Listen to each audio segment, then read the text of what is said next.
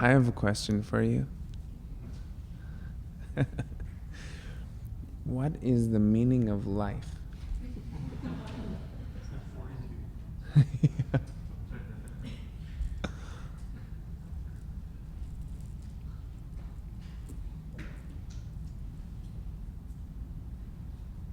This is a big question.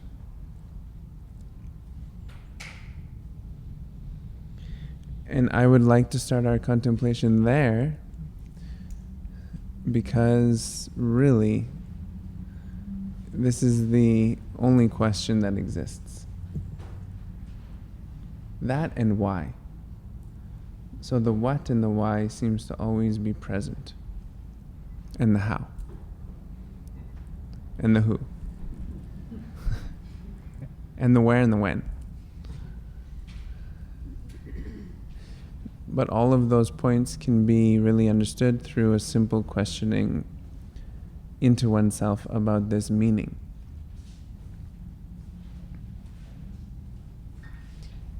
And as we go deeper into a contemplation of the meaning of life, we always seem to arrive at the same conclusion that you, in fact, are at the center of it. Of all of the questioning, it continuously comes back to the experiencer, which is you.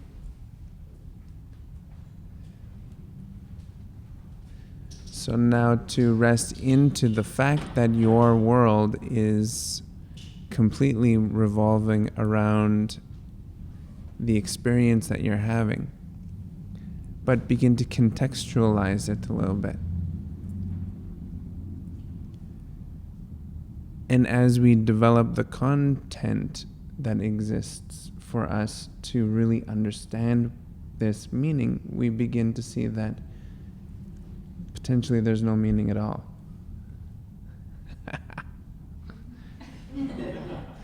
Somebody always does that when they speak on this topic, that there's no meaning at all. But what that means is that the meaning itself is not important, but in fact, you actually going and asking the question is really the important piece of this puzzle that they call life.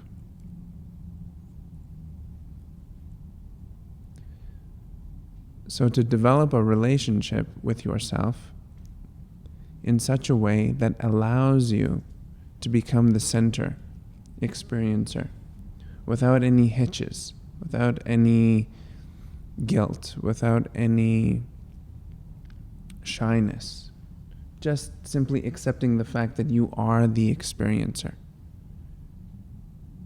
actually frees everyone else from their obligations. And I'm talking obligation on every single level and stage of what we call life.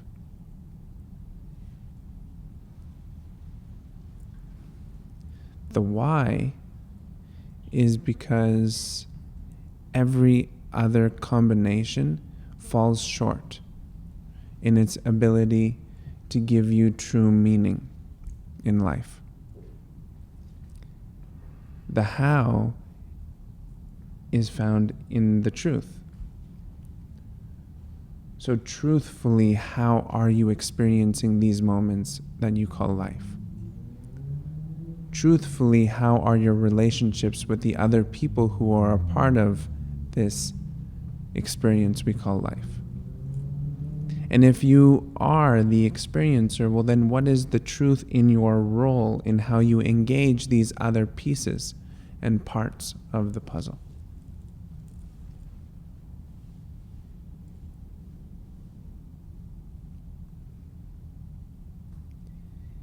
And as this relationship begins to develop, this is where we find the reality of the meaning of life. The meaning of life in a frame that is your particular experience of this life, rather than the externalization of what is the meaning of all of this that's coming towards me. Instead, internally finding what is the meaning of this that I'm experiencing at this moment in time.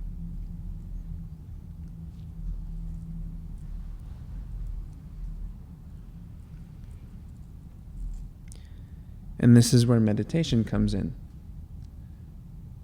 Meditation gives us an opportunity to become very centralized on an individual experience without ever losing sight of the other, which is in cooperation with our own personal experience. Meditation gives the opportunity for the truth to arise within us as to what is the meaning of being an individual.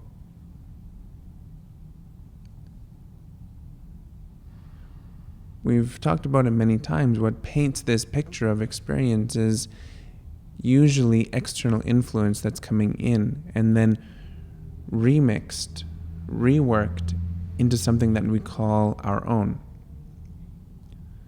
But that which we call our own always has a shelf life. We get bored, we get tired. It doesn't make sense anymore, which keeps leading us to the next piece of the puzzle. Now, granted, it has meaning and purpose. There's reasons why it happens, but at the depth that a spiritual experience is speaking from, at the height of what the evolved mind is looking at, all that has a shelf life is not what we're talking about. Because what we're looking at in terms of a meditation experience or a spiritual practice is that of the eternal quality. So the unbroken expression, the uninterrupted moment, the very essence of what is the essence of the essence of the essence of your experience, which burns clean and bright and seems, without even trying, to get to the center of the center of the center of the truth of the center. Now, as I'm saying this, some are saying, yes, this makes a lot of interesting sense. And others are saying, well, what about this? And what about this? And what about this? Well, what about this person? What about that person? Definitely family falls into another category. And you're right. For a moment in time, all of those what ifs have complete and utter placement within the overarching expression of what I'm talking about. But those are the contextualizations that is leading you into what is the meaning of life. Without them, we wouldn't really know, because there would be nothing to compare to bounce off of. And it is a comparison. You are comparing for a brief moment in time until we're able to transcend this dualistic approach to our experience of life. But the duality gives us an opportunity to say that I'm here and then there's that. And what is that? Because if we were one, well, we wouldn't need a practice in order to get us to a place of seeing the clarity and the reality of our circumstance. So if we can agree that the end result of that which we are engaging with is a concept and an experience of oneness, then that which is occurring now, the dualistic approach, is actually connected and completely associated with the oneness. So the reflection of that oneness experience is being illustrated in the dualistic approach of one's life. The observer and the observed, the object that we are observing, which is seemingly separate. So this seemingly separate component to the experiencer's life is then that acting mirror, showing you the likes, the dislikes, the wants, the not wants, the meaning versus the non-meaning. So to see that as a reality giver, not as an absolute, because it's not absolute oneness yet. It's from the experience of one reflecting outwards as something separate.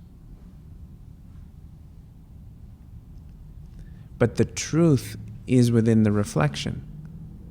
The reflection is true, which then can be compared to every single moment of our day as we move through it. So now this is the meditative quality of the experience of life. From a seated position, getting very absorbed within oneself as the experiencer, and then open the eyes and move through your world as the experiencer who is seeing, engaging with an object of concentration, which is then in a process of meditative quality. So now when you close your eyes, there's all kinds of interesting information that's coming to you, experiences, likes and dislikes. And when you open your eyes, you have those exact same experiences, with equal amount of opportunity to find rest, to find joy, to find a way to surrender to the moment as it's happening. So you can see how these two seemingly different activities are actually one and the same. But one is active and the other is passive. One is simply a conversation with yourself and your own thoughts, and the other is your own thoughts being repeated to you from a seemingly outside perspective.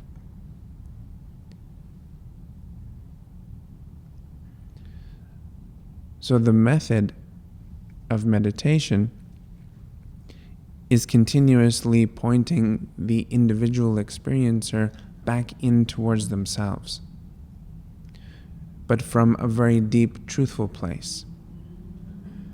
Not one shrouded in complexity, but one that has been mystified in simplicity.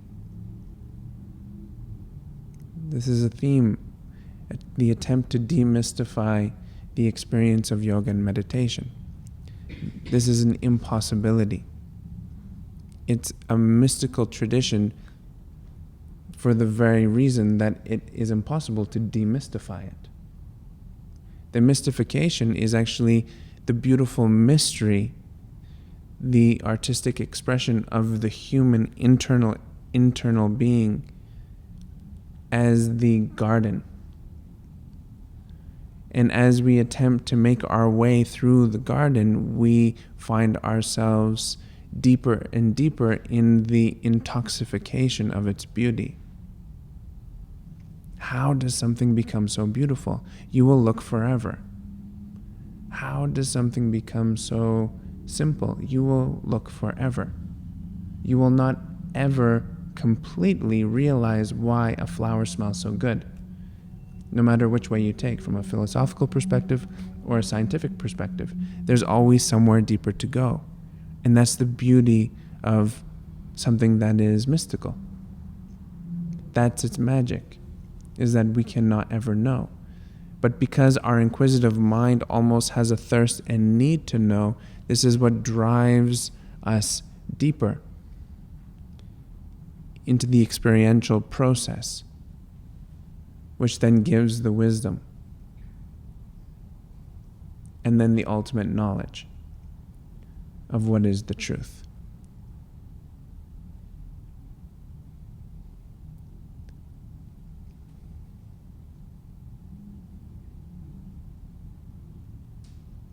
And that truth is based upon your experience as the experiencer.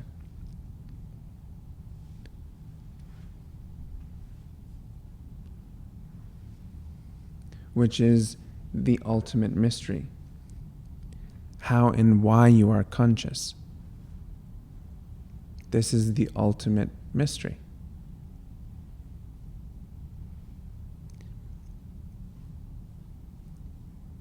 And potentially the reason is so simple that it evades everyone who is attempting to understand it.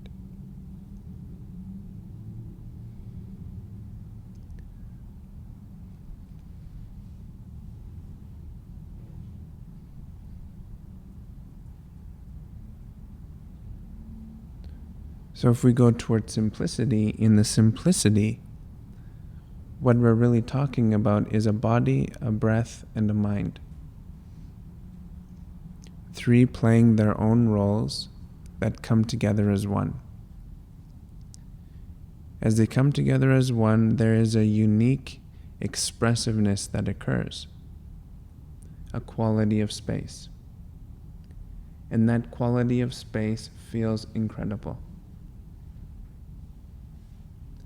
That quality of space seems to not have an end in how much it is willing to give, or how deep it is willing to go, or how broad, or how high. So without ever knowing the how or the why, we get an opportunity to experience in innocence, without knowing, all that we wish or all that we ask to know. We can experience it. And to me, that's incredible. So the offering of the depth of the dimension of a human being to give an allowance of experience, but without ever truly knowing how.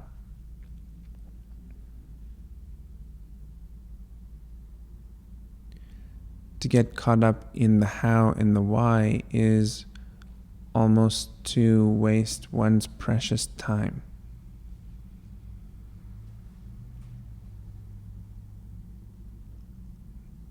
And in terms of any wisdom tradition, there's an unspoken promise that if you simply experience yourself as the self having an experience, then over time you will see the why and the how. But the catch is the want has to be removed. The want to quantify, to demystify. But at the exact same time, the same mechanism wants you to engage with it, wants your thirst to quantify, to demystify. And this is every relationship that we ever engage with, is it not? So the person who we're speaking to actually wants you to ask questions. And at the same time, the answers are constantly leading to another question. Continuously, not ever really getting to the complete and absolute understanding and knowing of that person who you are engaged with. So now, whether it's eyes closed, sitting in meditation, going into the depths of the experiencer and that quality of space, or whether it's eyes open and engaging with that exact same depth, that exact same quality of space with all of these other participants within the world around us, it's the same thing. So that which you hold so precious as being your time within yoga and meditation is absolutely translatable into every other moment of your life. And there's all kinds of reasons why we say meditation feels like this and life feels like this. Well, what if it wasn't true? What if the experiencer is not being exposed to the full truth, the full range of the ability of this quality of space. But what would need to happen first? As the experiencer, would potentially you need to reframe the question,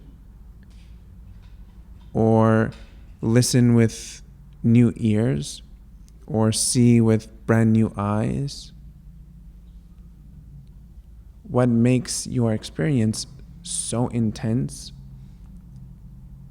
and or so joyous? And does it really matter? If the answer is no, well then why engage with it? If the answer is yes, well then why not make the time spent the most absolute in exquisitiveness? I don't even know if that's a word. It is now. That's to the level that I'm talking about. The ness of it all. When you throw ness in there, then that puts it to a whole nother level. Yes? So you make life this beautiful process of not a practice, and not a trial run, but an engagement onto the level that you are seeking. The level that you are seeking, make that the truth, make that the reality, make that how you are with the world around you. Now again, this is the practice of meditation. Passively, without even knowing, you are wiring your brain to do exactly that. Sitting, closing the eyes, and as something reveals itself to you, you simply observe it, surrender all attachment to it, watch it stay there, or watch it float away. As this beautiful space begins to emerge, you are teaching yourself how to maintain and hold that space, which is basically strengthening your mind.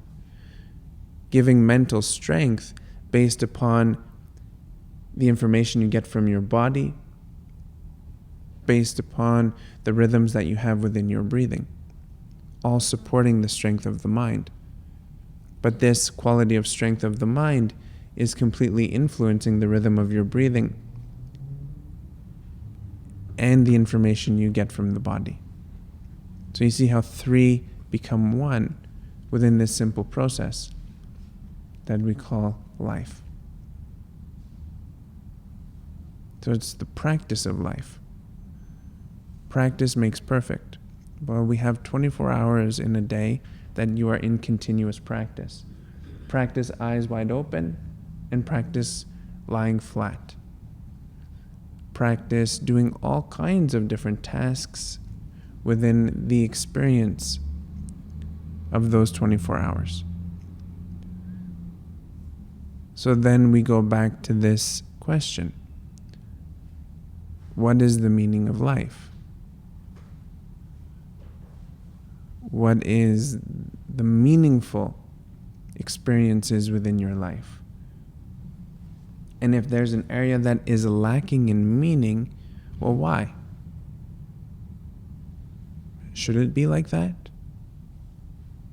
And it's generally really simple. It's either a yes or a no.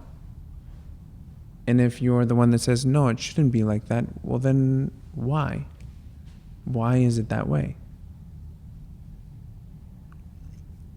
And if you are the one that says, yes, it should be like that, well then why do you feel this way towards the lack of meaning within your life? So it doesn't matter if there should or shouldn't be meaning.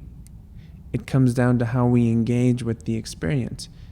If you are disliking that which you feel, well, the first place to go is inside oneself and see if you can resolve it just by surrendering, letting go, or by sitting with it. Because we all know that all of these shelf life experiences don't last very long. They have an expiry date. Generally, it's minutes. We go from experience to experience to experience to experience. It only lasts a few minutes. So imagine, it only lasts a few minutes. But then there's larger loops that last longer. And even those larger loops are not very long. So if it's something that cannot be resolved just by internally making your moves, well then what needs to happen on the outside in order to support the inside? Now I'm strictly talking about meditation, because this is how meditation works, is we're continuously being engaged by this stimulation of one sort or another. And we're challenged to work with that stimulation. Because the focal point of a meditation practice is a spaciousness, is an expansive, eternal beauty, that it is unadulterated, or there's no compromise needing to be made. So until we get to that place, we are in process, which we should get an incredible amount of comfort from the fact that you're not perfect. I have no need to be perfect. We are perfectly imperfect, and that's what makes this whole thing perfect. I think perfection is an absolute. I'm perfect right now. I am actually perfectly comfortable right now, which is great. And so then what do I do in order to maintain it? Well, I relax. And if I find myself sitting funny because I'm getting so excited about the topic and I'm feeling a little bit of discomfort, well, then I just simply rest back into comfort. But see, the comfort is found within a simple shift of this physical body. A simple shift. So if it's physical discomfort, mental discomfort, energetic discomfort, it's simple shifts. Relationship-based discomfort is slightly different, because it takes two to tango, as they say. But one must instigate that changing of relationship. And that is now the thought and emotion. So, from my perspective, as the experiencer, you are all just thoughts and emotions walking around. Thoughts and emotions. When I close my eyes, what do I see is thoughts and emotions. Until there are no thoughts and emotions. Until there's just spaciousness. So what that means is I look at you as thought and emotion until there are no longer any thought and emotion pushing and swaying our conversation and relationship, and all I see is spaciousness. All I see is eternal expression. So you see, seated meditation and walking meditation are one and the same thing. We have our tools, body, breath, mind. This is our tools. And our ability to maintain a quality of space.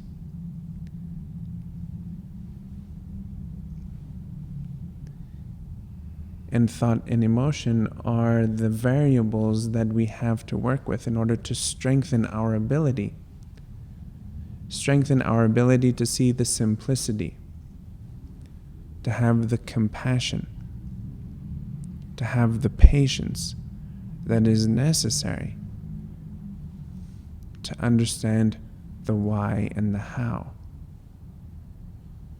to gain access to it, to experience it, to use it, without ever truly getting to this place of finished.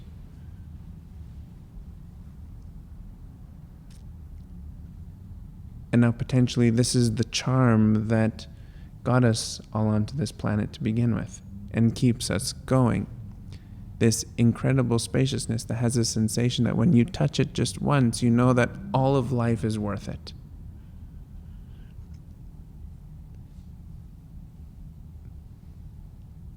And sometimes we only get it once, that But it can be on a sustained level.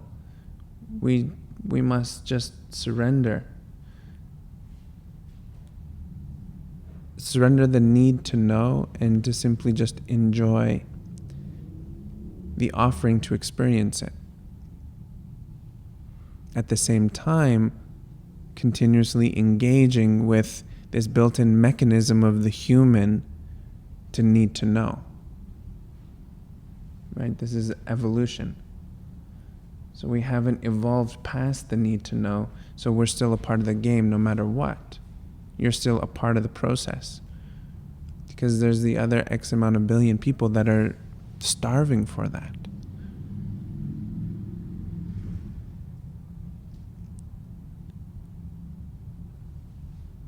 So it becomes very romantic all of a sudden, hinting towards poetic. It's the epitome of beauty, and at the same time, it is the strength to face some facts inside oneself. And the fact that I'm going to propose to you as well worth examining is that you are completely the one who is creating your circumstance.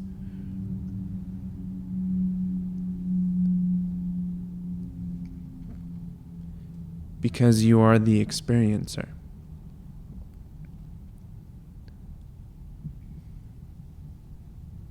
Without you, there's no game. There's nothing to do. Which means the beauty that you present is it.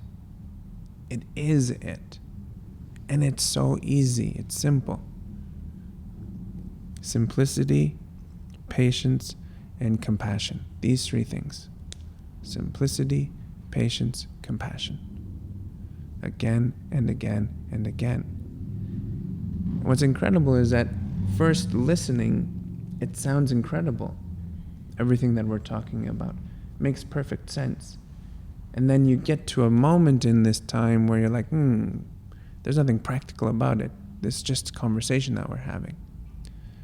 But if you keep going with it and not getting sidetracked by the fine print that says you are the one that is doing this, and it needs your participation in order to get through it all.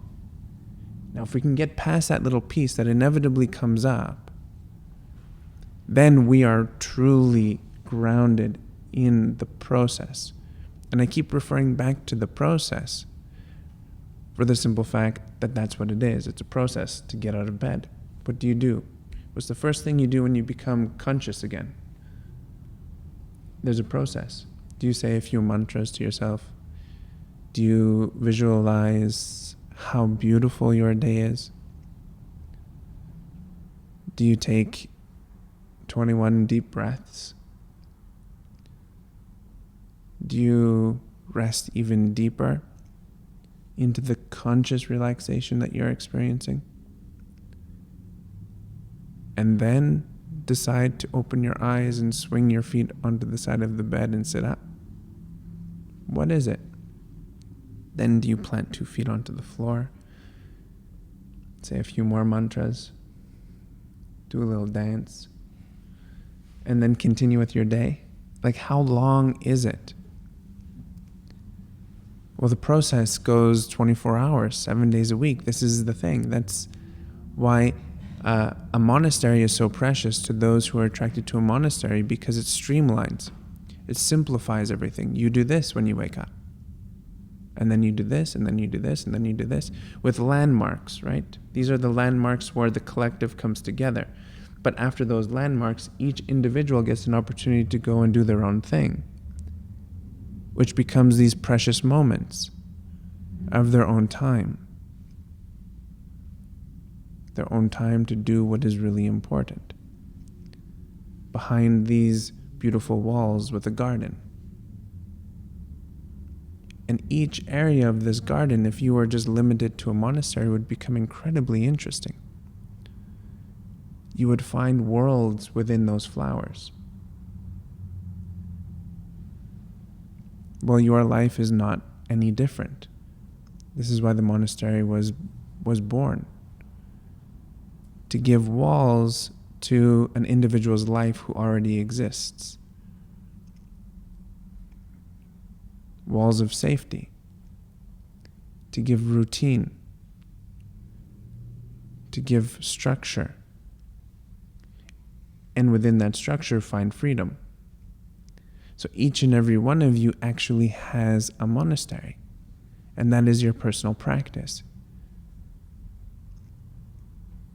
And that's your walls of safety. And within that safety, you are then free to explore. And then dissolve those walls when they're ready, and then build new ones. And again, begin to explore. Within the simplicity of compassion and patience.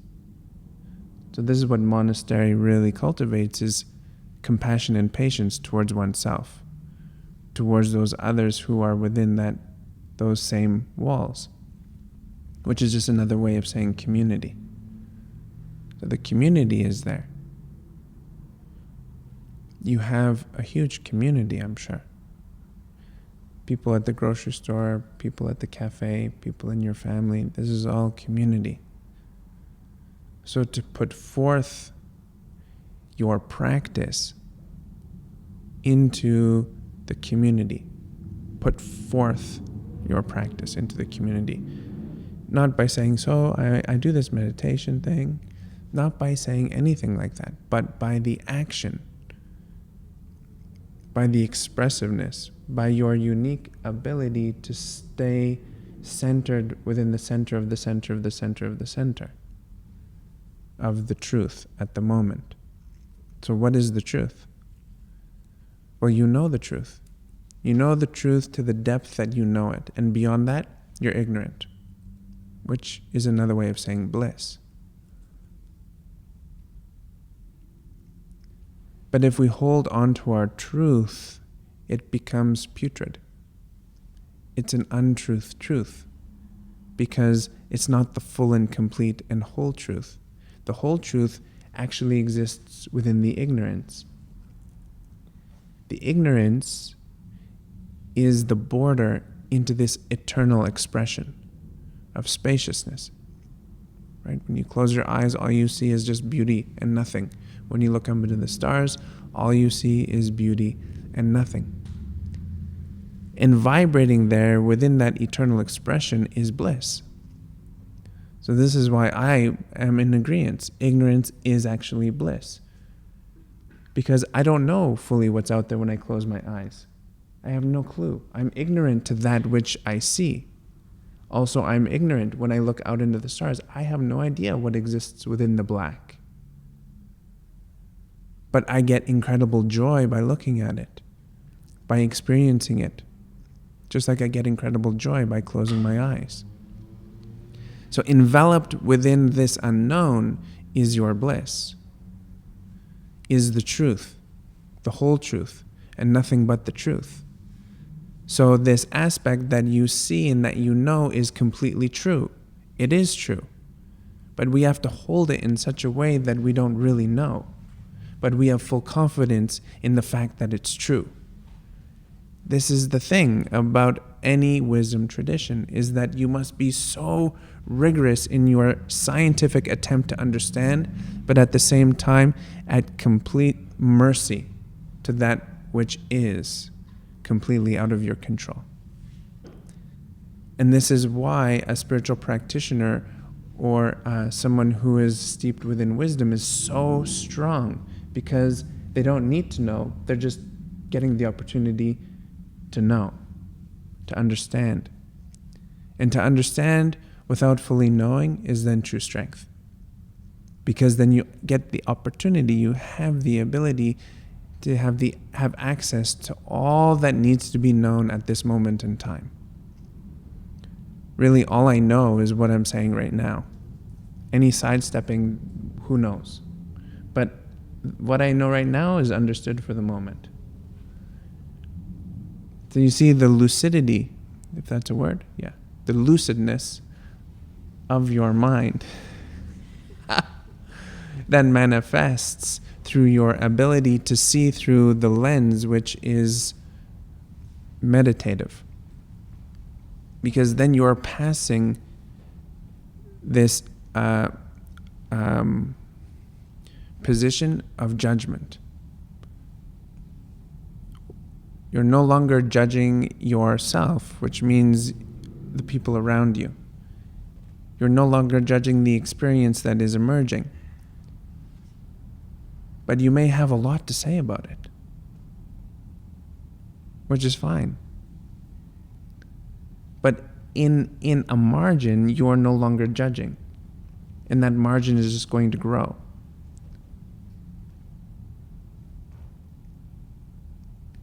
And then at the end of the day, you will have experienced all that you need to experience that will then lead you to the next step.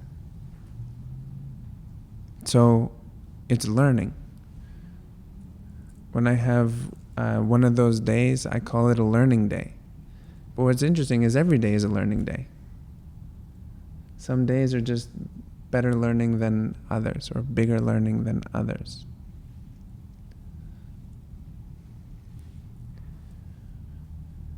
So really, at the end of the day, you are the meaning of life.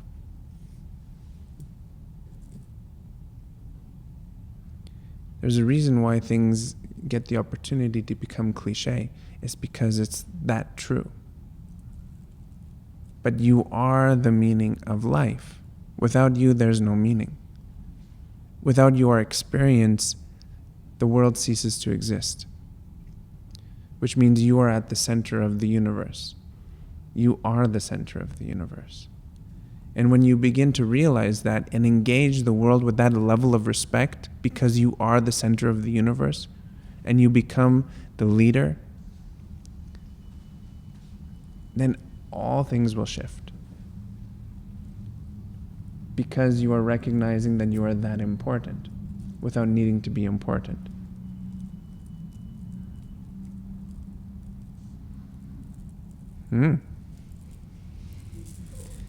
What do you have to say about that?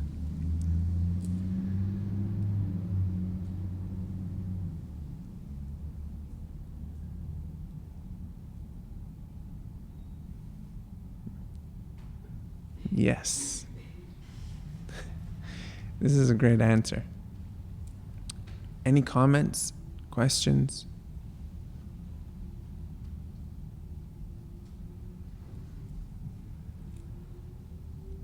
Okay, well, let's close our eyes.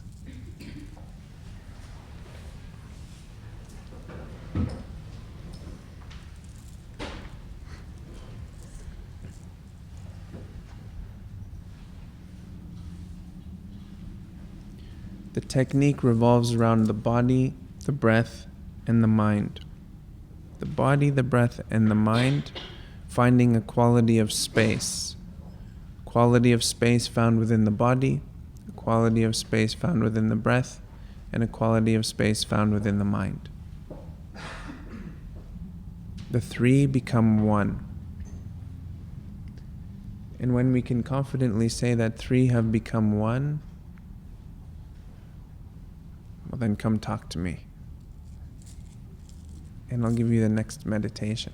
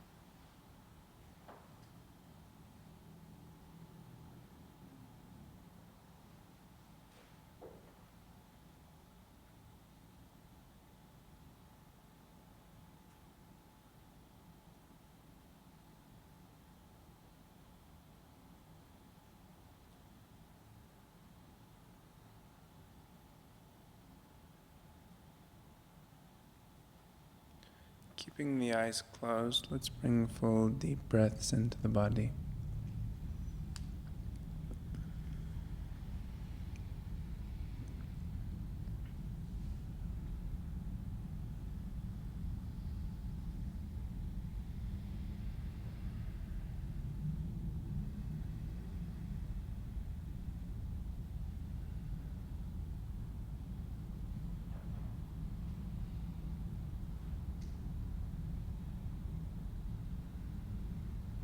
Bring your gaze into that eternal space that you see with your inner eye.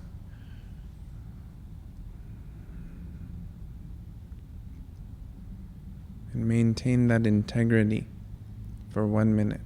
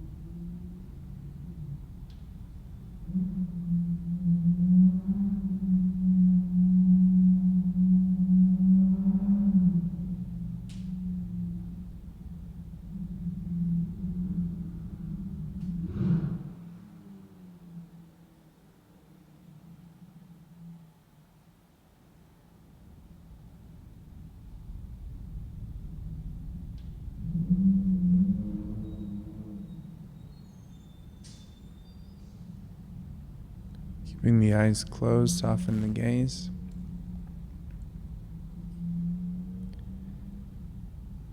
And very slowly, without rushing, allow the eyes to open.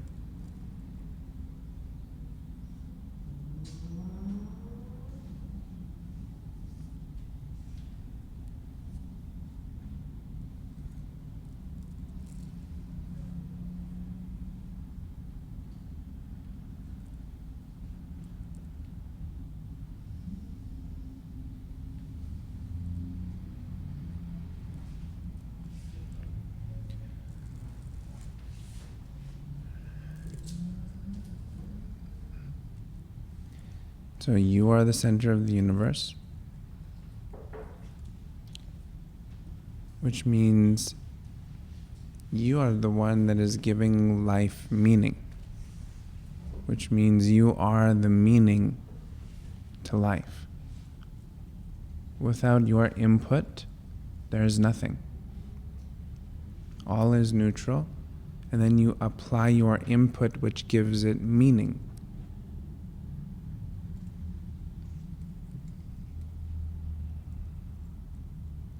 And your statement is true until you've proven otherwise.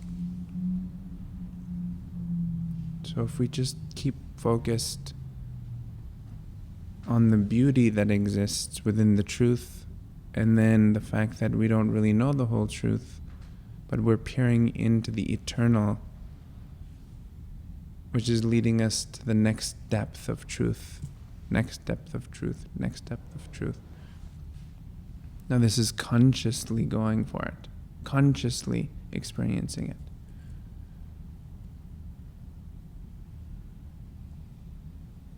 Thank you very much, everyone. Namaste.